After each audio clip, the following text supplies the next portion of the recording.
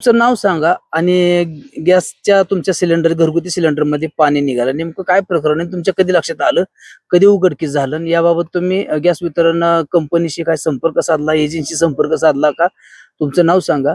आणि माझं नाव गणेश गोसावी. हा. माझ्या आईच्या नावावर कार्ड आहे आणि मी 20 तारखेला टाकी घेतली होती हम्म. आणि तेव्हा मी घरी नेली. गॅस थोडासा शिल्लक होता. माझं अजून एक कनेक्शन आहे भारत गॅसचं. त्यात शिल्लक असल्यामुळे मी एक 3 दिवस झालं जोडलेली टाकी आणि काल रात्री बघितलं तर गॅस संपला. मी म्हणलं नवीन टाकी कस काय संपली?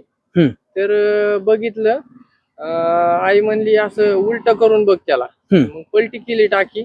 पलटी केली तर काहीच नाही, गॅस ह्याच्यात तर पाणी वाजतंय असं.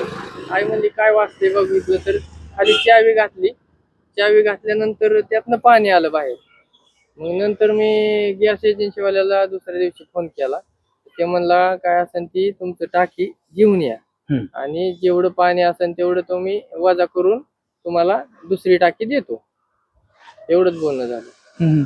टाकी तुमच्या गावात गाडी येते का तुम्हाला इकडं? नाही, इकडं बिगवनला आणावं लागते आणि गोडवनला पण नसतं. डायरेक्ट ऑफिसला नसतं काय, डायरेक्ट गोडवनला जायचं आणि गोडवून वरनं घेऊन यायची टाकी. साधारणतः तुमच्या घरापासून तुम्हाला गॅसचं गोडाऊन असेल किंवा गॅस एजन्सी असेल किती लांब आहे अंतर?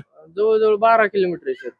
म्हणजे तुम्ही प्रत्येक महिन्याला किंवा प्रत्येक ज्यावेळेस तुम्हाला टाकी लागते त्यावेळेस तुम्ही त्यावेळेस गोडवनला जाऊन तिथं नोंदवायची ऑफिसला आणि गोडवनला जाऊन घेऊन यायची. बर. काय कोणती एजन्सी? काय अंजली इंडियन एजन्सी. काय कुठे आहे ते बिगोन मध्येच प्रॉपर. मग आता तुमची नेमकी आता तुमची मागणी काय? आता प्रशासनाला काय तुमची मागणी काय असणार आहे? काय नाही, सर्वसामान्यांची एकदम लूट होती. अन्नात बेसळ, आता तर टाकीमध्ये बेसळ यायला लागली. पाणी त्यात कसं सोडलंच कसं पाणी ते मी म्हणतोय, कसं टाकलं असतं पाणी त्याच्यात?